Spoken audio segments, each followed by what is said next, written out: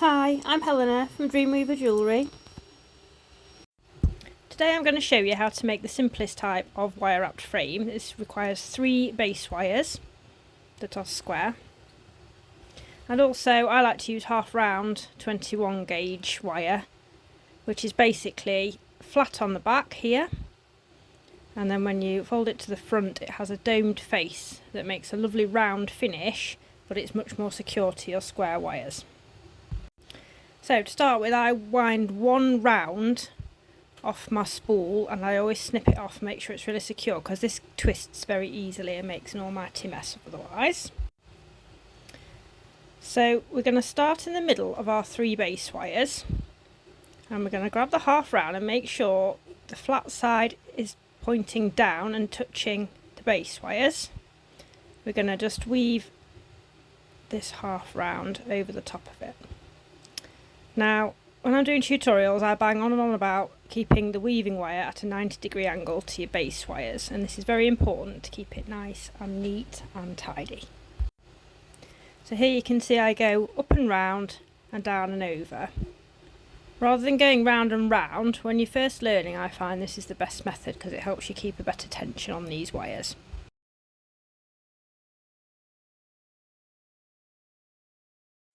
So basically we're just going to continue doing this pattern all the way along until you've pretty much run out of that little short piece of wire. You can see here I'm also supporting the weave quite close to where I'm actually working with my thumb, and that will just help stop it bending all out of shape.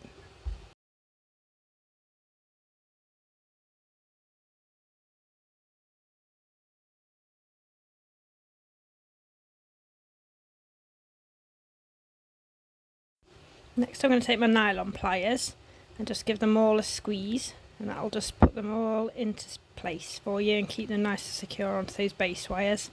And you do just need to keep pushing those weaves together as well to make sure there's no gaps in between them. Now we're just going to snip off those little tail ends, so I tend to just unwind a couple so that you get your tension really perfect. We're going to grab our little wire snippers and cut it off right in the middle. Then use whichever flat-sided plier you've got to hand and just very, very gently, you can see I'm not applying very much pressure, you squeeze that into place. And I've just whipped that round so that's snipped still to the inside. You're going to do the same thing on the other wire. So grab your snippers, clip it off in the middle, and then whichever flat pliers you've got to hand. These are a Jewellery combination plier, which I quite like. They are quite sharp though, so you mustn't use them heavy-handedly. There we go.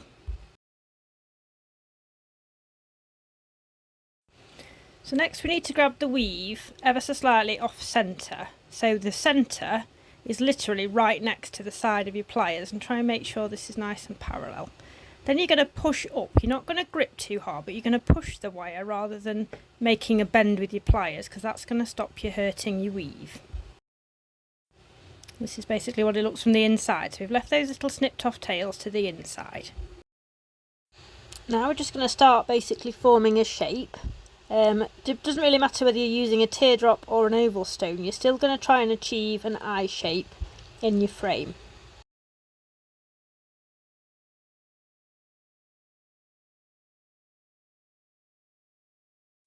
Let's have a little look what stone we can find today. I had a bit of a dig through, and this really pretty gold rutilated quartz caught my eye. Looks like it's got straw in it.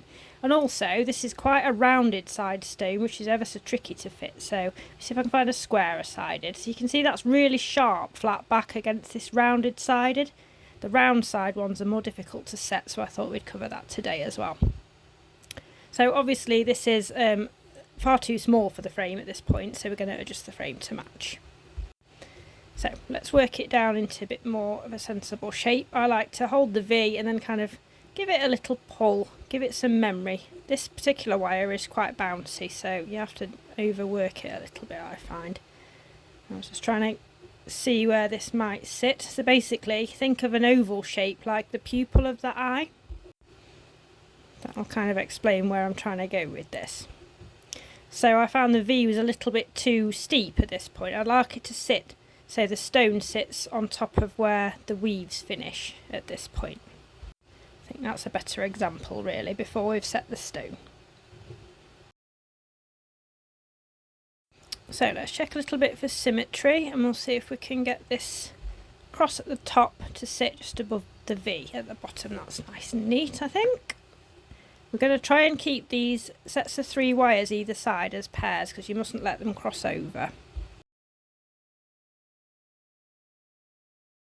Now I like to use my flatter pliers for this because I find it creates the bend. I'm just going to try and zoom out a bit so I can show you better.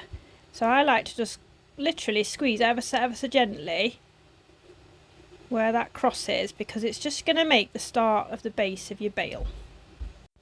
So normally the left tends to bend and the right doesn't for me. I don't know why, it must be the way I do it. So you can see I've got a decent bend in the left wire and not the right wire. So what I'm going to do is just bring them together and decide where I think that bend needs to be. So it's just a little bit lower down. I've got those pliers, and again just real gentle bend, because we want them to sit really symmetrically together. That's much better. You can see that's nice and centred. Let's grab our stone, just check it's going to look neat. Yeah, it's going to pop out because it's got those rounded sides, and it, like I say, it's a little bit more awkward to set. So yep, I think we're in there. So this time with your half wire, you're going to go 2 rounds where the little cut in the side of the roll is. So that's 1 and 2. I just find for everything I make this seems to be about the right size, and the cabochons I use are usually around anything from 3/4 of an inch to an inch tall. It's just what I tend to buy generally. So again, like I said earlier, you need to keep these pairs of 3 lined up on top of each other so they don't cross over. We're going to make sure we've got the left hand side, and then we're going to ever so slightly wrap 3 wraps around those base wires just below that little bend that we made. I'll also just grab a set of pliers, nylons or flats, and just give them a gentle squeeze into place. And I also decided it was easier to cut this off halfway across at this stage. And then we'll press that back in again. You can see I hardly put any pressure on this at all. It's just a little bloop bloop bloop kind of squeeze. You really don't need to ram your wires together, because all you'll do is mark them. You can even cut them by accident. Obviously we don't want that to happen. So now we're going to bring all 6 wires together. You can see how I placed my index finger kind of in the middle of the top of that V there. That will just kind of help you to hold them. They are trying to twist on me here just to be awkward. But we're going to wrap round all 6, i.e. 2 pairs of 3, just twice. Let's have a little look at the shape. Sometimes your right wires tend to slip here, which is a bit irritating, but these actually stayed in place for me. Now I'm just going to find the 2 left base wires at the front there, leaving the back one where it is. And you're just going to fold those down to hold them out the way for a moment. And we do the same thing with the front 2 right ones. So grab those, make sure they're lining up. Just pop them down out the way. This is where you do any adjustment. If you're finding one side suddenly got longer than the other, you can kind of pull it through a little bit and just make sure you've adjusted it. And those 2 back wires are now going to make your bail. So if you don't know what a bail is, that's the loop where your chain's going to go through. So I've pulled my side wires down just a tiny bit too tight here, and that's why I'm just having to adjust and just squeeze those together again just to get the tension correct. That's never actually happened to me. I must have just done it on film by accident. So now we're going to just basically shove that little coil we've made as far down as possible into the base there. And whipping back over, we're now going to take that weaving wire, and you can see I'm doing it again in 2 deliberate motions, so up round the back, down over the front, rather than wrapping round and round and round, which can sometimes cause your wire to twist, and you really don't want this half round to twist, because otherwise you get this horrible kink in it and it looks awful. And I also like to squeeze with my nylons just a little bit every sort of 4 or 5 rounds, maybe a few more. The other way you can do it is to put quite a tension between your finger and thumb and twist the actual frame. Lots of people do it this way. This isn't actually my preferred method, because you can see I get a bit of a gap in between my wires. It might just be the angle I'm at, I'm not sure, but for some reason I just don't find this works very well for me. So I personally prefer to the up and over method, but obviously that is totally up to you, and you do you, that's fine. So we're just going to continue on in whichever manner you prefer until you've got a fair old length of bale wire. So here I am at warp speed, just continuing with this little weave, give it a press. See how nice and neat that is. Okay, so how long does it need to be? Now I find a good rule of thumb is it's 1/4 of an inch less than the width of the sort of size of your eye shape. So it was like 1/8 of an inch over 1.5 inches at the bottom, and then my bale, I'd guessed correctly, it was 1.25 plus 1/8 of an inch. So that is usually about right. I was quite happy with that. Any shorter and obviously the loop's too small, and any larger the loop will be too big. So I'm just checking where I was. I'd made sure I'd got my pendant to the front, because this wire is going to loop over, so you don't want to see that cut off end. Because now what we're going to do is bend those bale wires round and post the little tail ends right through the centre of that frame. So we're just starting create a loop. Now you can do this next part with anything you like that's round, a pencil, pen, knitting needle, but I just like to use my bale making pliers. But you'll notice I don't actually use the pliers for anything other than just to have a round shape. And then I'm just going to press together with my fingers. This will just stop you marking your wires, because this bit looks so much neater if it's just nice and clean and nothing's been scratched. So with the tail ends going out the back, you can either go one to the left and one to the right. You could perhaps take both to either side, it doesn't really matter. And some people will also put one to one side. Like for instance, we'll take the left to the left. And then I know Oksana likes to do it this way. She snips off in the middle, and that, again, it's personal preference. I like to do them one either side, because I find my adornments, I tend to cover them over anyway. So again, it's just your way of doing it. So I'm just going to move these adornment wires out of the way now, because they're just going to be annoying otherwise. And I've pulled the left tail of that through the back, and we're going to pull it and press it against the frame. Grab our flush cutters, and I like to snip off.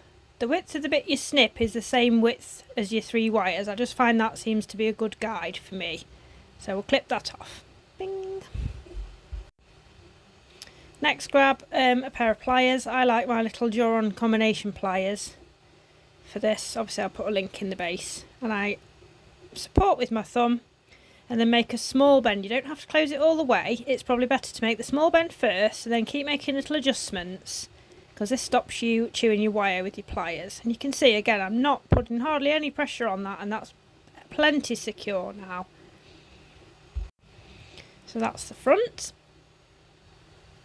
And again, we're just going to do the same thing with the other side. Lift those adornment wires out of the way. Just make sure you don't put a kink in them. As long as you're always lifting your wires in kind of rounded shapes, you'll be fine. So let's take this wire, fold it over the frame again. You can put a bit of pressure on it just to make sure it's neat. Gonna grab those snips.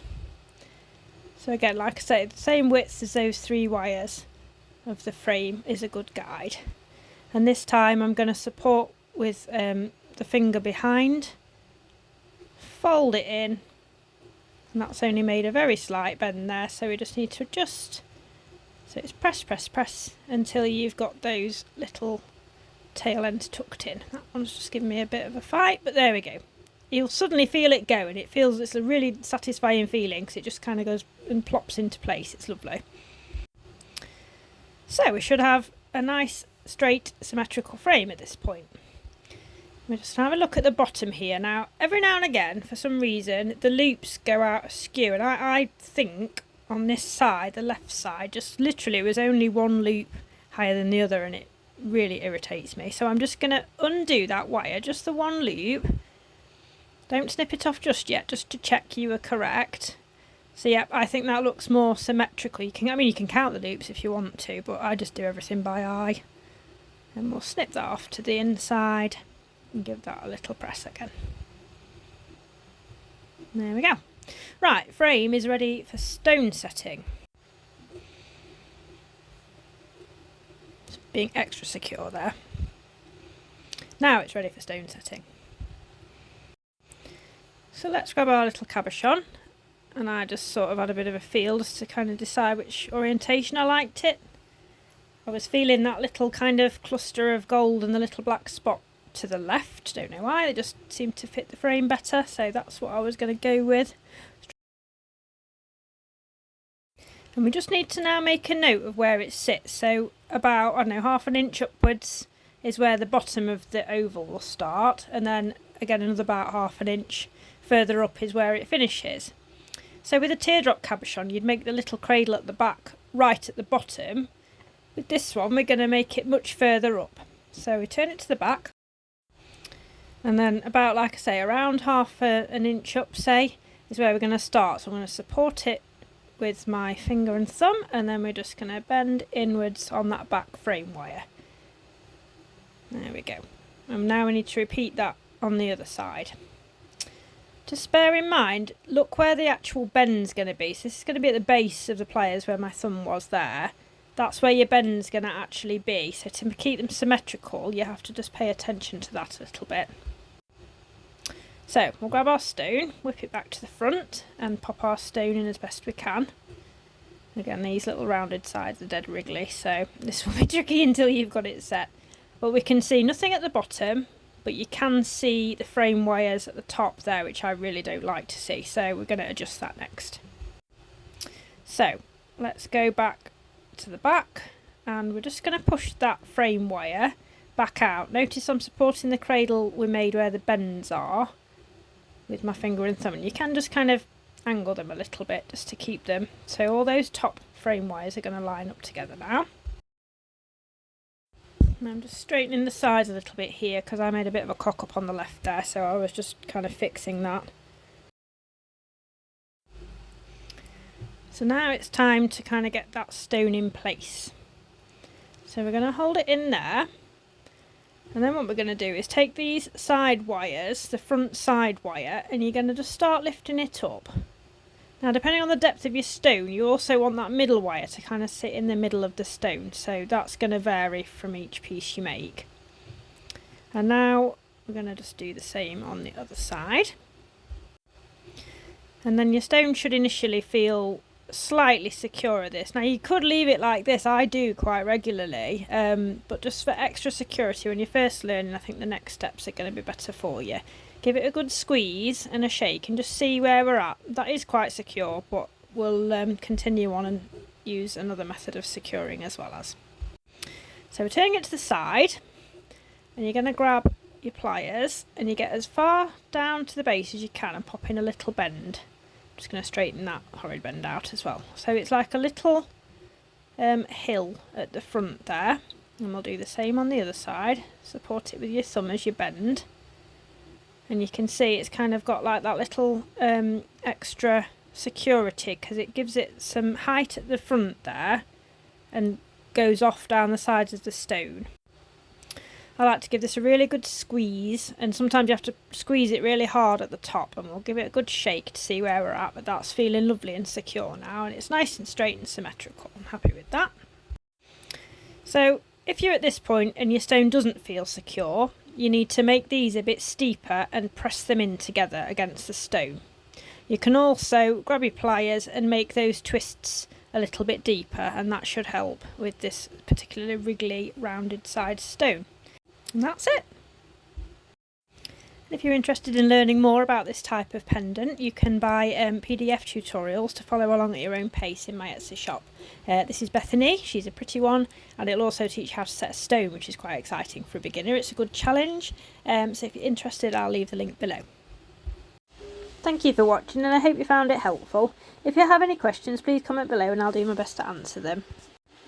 If you'd like to subscribe to my channel, I'd be really grateful, and I'll be making a lot more free tutorials in the coming months. You can also purchase written PDF tutorials from me that you can follow along at your own pace.